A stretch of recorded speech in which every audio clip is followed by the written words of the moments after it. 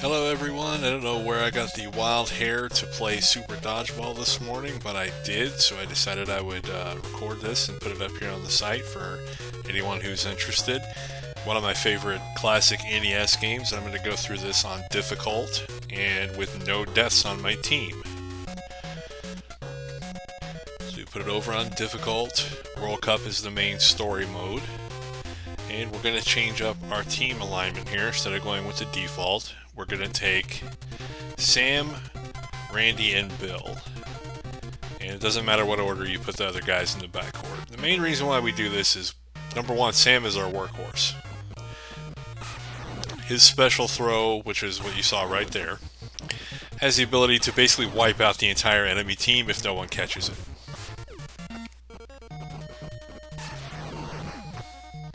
Another positive of it is that usually if it lands a hit and they don't catch it, it will go all the way to your back line.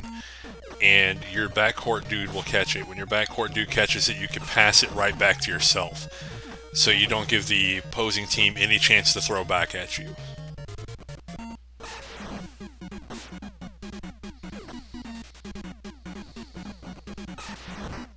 This right here will be the bulk of your gameplay activity with Sam. His jumping special is one of the strongest attacks that you can actually have on your team. It's also one of the hardest for the computer to catch.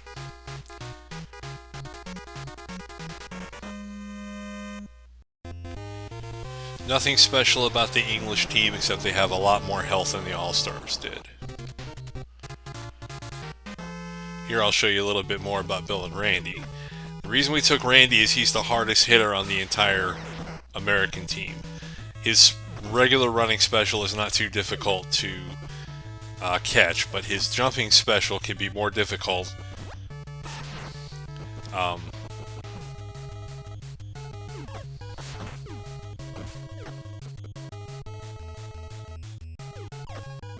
And more importantly, when his jumping special actually hits, it knocks them completely around the world.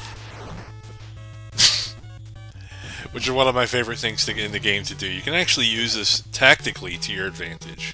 I'll explain that in a little bit. Here's Bill. Bill's trick throws. So that one moves out really slow and then changes direction so that you don't know who it's actually going to go after. See, that would say bypass the first guy in the line and hit the guy in the back. His jumping special is a bit tricky too. One of the tactics that I have found works really well with it is, and this is from playing Versus when I was a kid, is running towards the back line and throwing it. This can be very difficult for the computer to catch.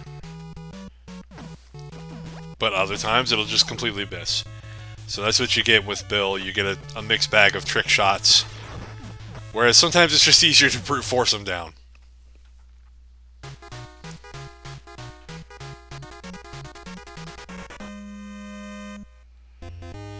Indian team is a little bit special in this game. The Indian team appears to have low health, but they have the highest defense in the game.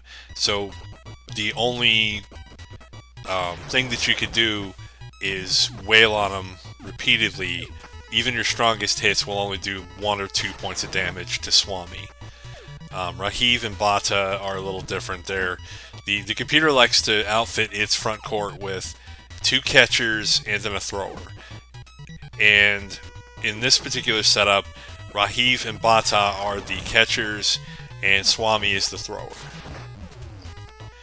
Rahiv and Bata are really not that bad. They'll take, 4 or 6 damage sometimes on a hit. Swami is only going to take 1 or 2 points of damage on a hit no matter what you hit him with. So it takes a while to take him down no matter what you do.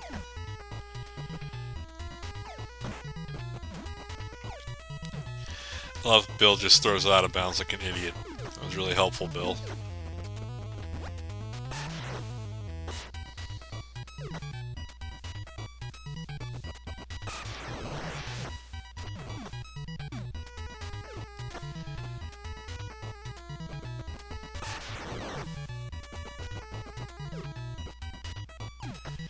The computer loves to cheap you with cheap hits from its backcourt too. So you'll see it do that a lot, where it runs towards the backcourt and then throws it to them to try to get a couple of really cheap hits on you.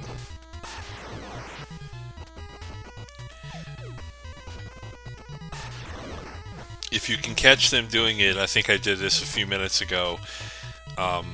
If you can see them doing it in advance, you can jump up and either catch the ball out of the air or block it with your body and let one of your other teammates pick it up.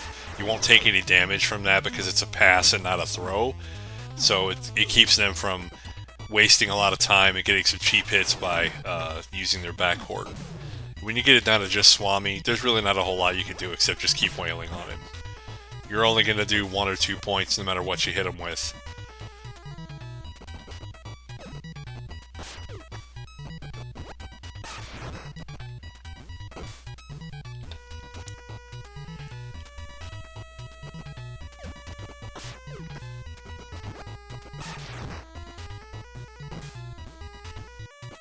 Also, never be afraid when you get a character on the opposing team down to where Swami is now, when they get low on health, they'll stand up and have to catch their breath before they can move again. Don't ever hesitate to take advantage of that and get a cheap shot with your backcourt, either your top or your bottom characters, which in this case I believe is Steve and John. They're both actually pretty strong as far as their jumping throws go. So if you can get a cheap shot in with them, it doesn't hurt to take it. Plus, if you use their jumping throw and the enemy that you hit is close enough to the top or bottom line, the ball sometimes will bounce so hard off of their head that it will bounce completely back out of bounds again, so you get to retain possession as well as get the cheap shot.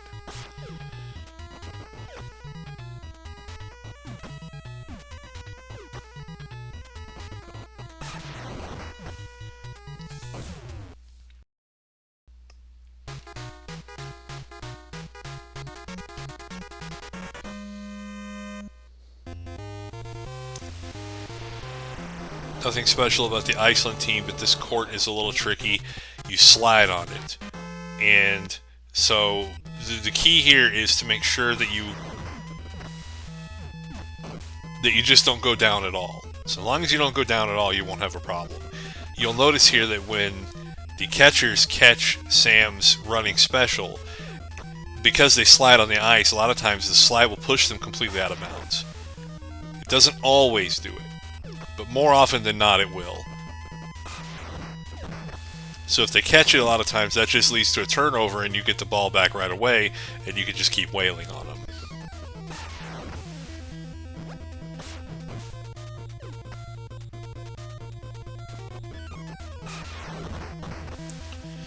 There goes Newt.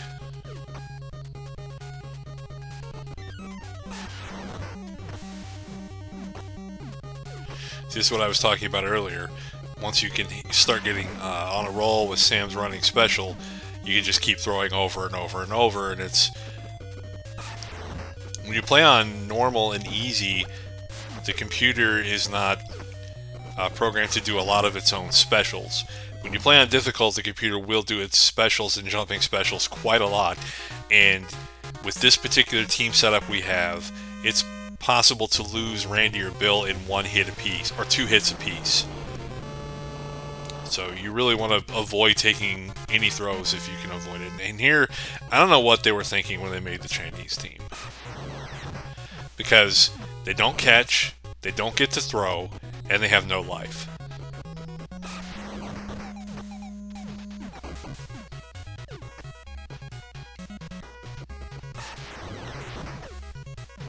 I mean, the only thing that made this entire match not end in 3 throws was the fact that Wang recovered and moved out of the way of the last one. That's it. So, moving on.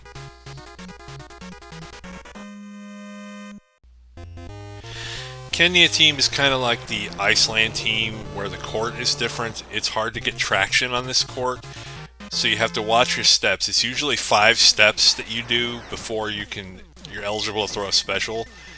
So you just have to kind of count it when you're on this court, because it takes you a minute to get moving.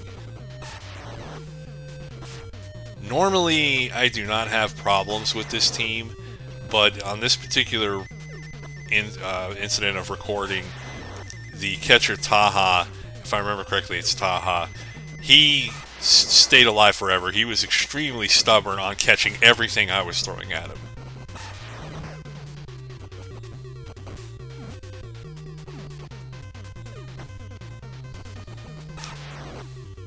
Yes, usually it's 5 steps and then throw if you want the special. You could do jumping specials just as long as you time it properly, and each character is a little bit different as to where you have to time it. Sam's is right at the top of his jump, whereas Randy's is right before the top of his jump, or right after the top of the jump. If you hit him right at the top of his jump, a lot of times it won't come out.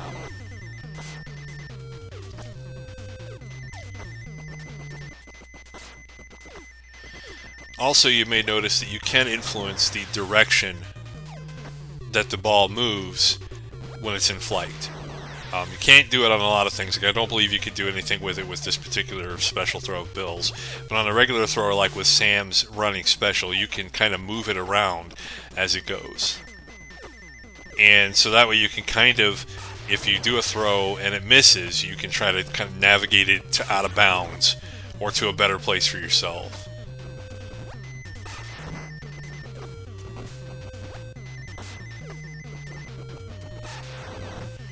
You see, Taha is catching everything.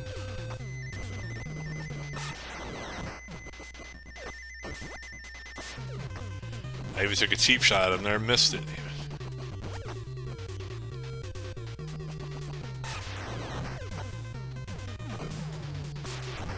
I hit that one though. See how the ball bounces close to out of bounds?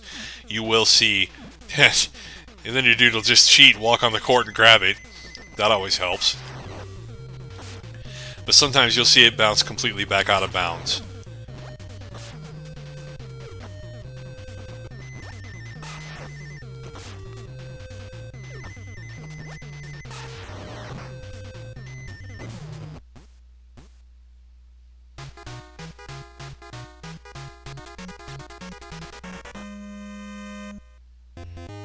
Nothing really special about the Japan team. There's nothing bad about them, but there's also nothing great about them.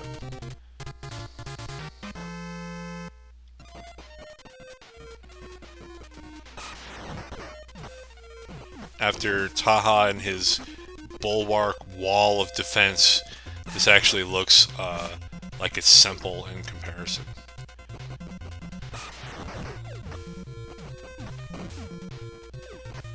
And you will get that from time to time playing on difficult. Like I said, the computer likes to stock its front court out with 2 catchers and 1 main thrower.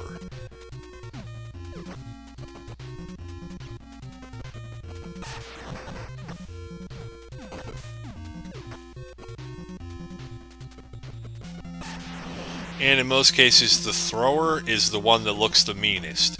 Like in this case, it's Fuji.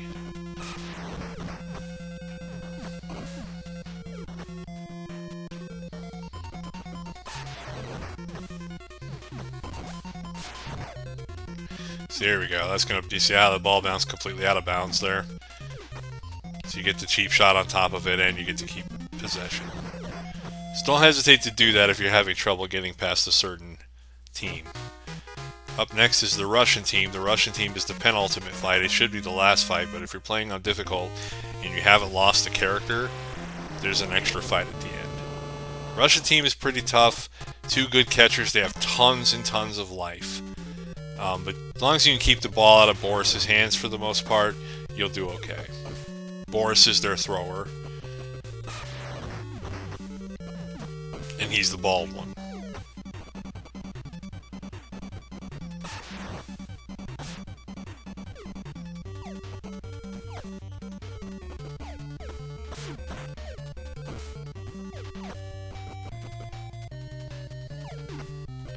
And I love how the game just basically passes to whoever it wants.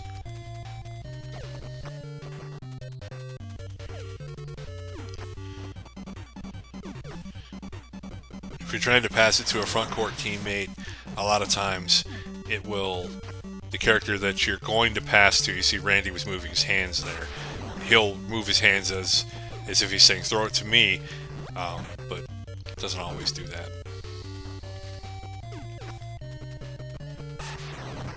And it doesn't always, even when it does do it, it's not always logical as to who it does it to. Like, you would think the person that you're facing that's directly in front of you would be the one that it would want to throw to, but that's not always true either.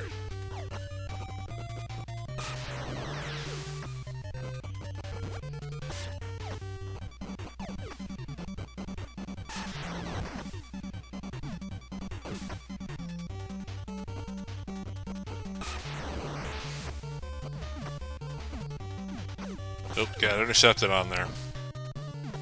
That's where you gotta be careful watching those guys that are right up near the front line or the center line when you're trying to pass back to your front court. They will stand in the way and intercept it. Usually you don't get much more than a sucker punch from that like I did. It takes like 3 points of damage, but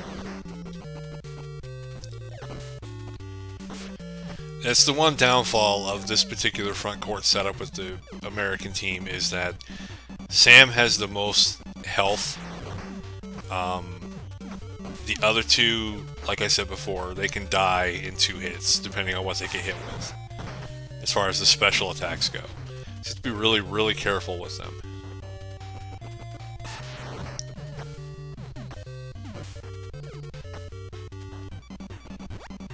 But as long as you play your cards right, as you see, it's not too bad. Me and Ivan having a duel here. Just had chucking at Boris instead.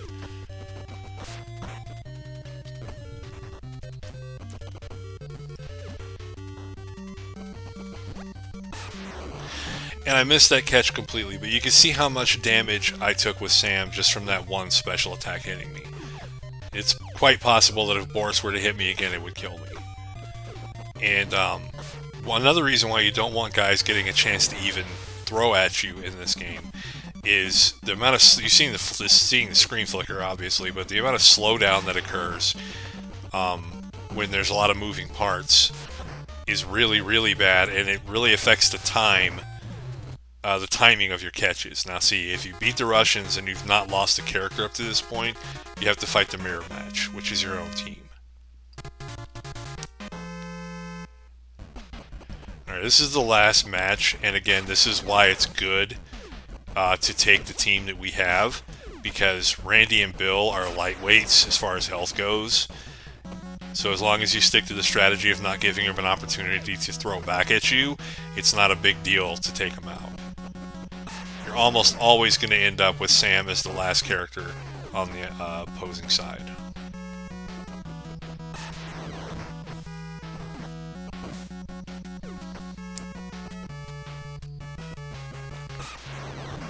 Even though they're lightweights, you see it's like 5 points of damage is very light for what Sam usually does with his attacks. It's like a quarter of what he usually hits for with that attack.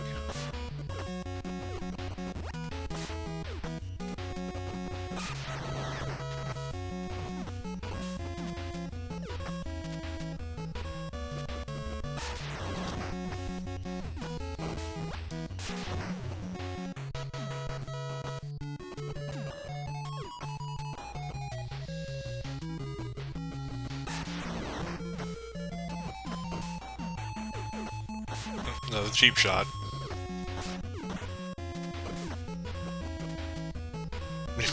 Sounds like, give me a goddamn ball.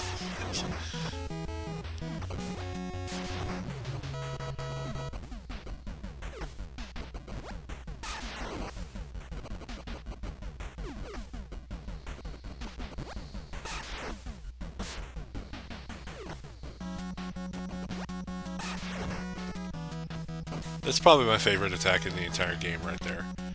Just spiking the damn thing right off the top of their heads.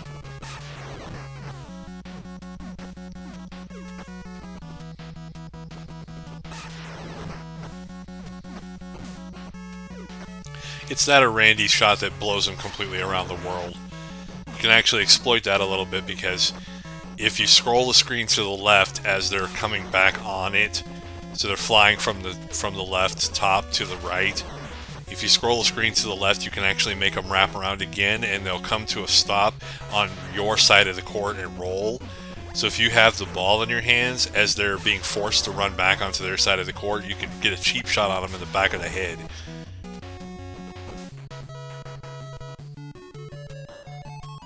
And they won't be able to catch it because they technically can't act until they're back on their own side. And that is Super Dodgeball NES. On difficult, no deaths. I only got hit one time. It's actually my second run today. The first run, for some reason, did not record, and on that one, I didn't get hit at all.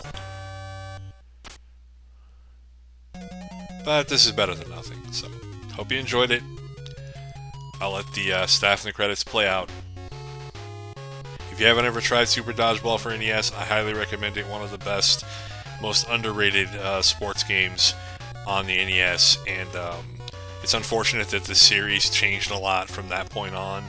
The dodgeball games in this series that followed weren't really as good as this one, in my opinion. I wish there had been more.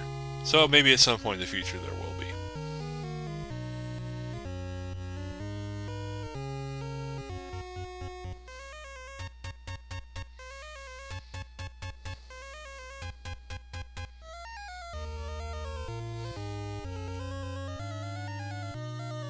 This is the commentary version of this video. There will be a no commentary version of it also on the channel in case anyone just wants to watch the raw footage. Totally understand that. I'll put a link to that in the description. Thanks for watching. I'll catch you next time. More as I make it.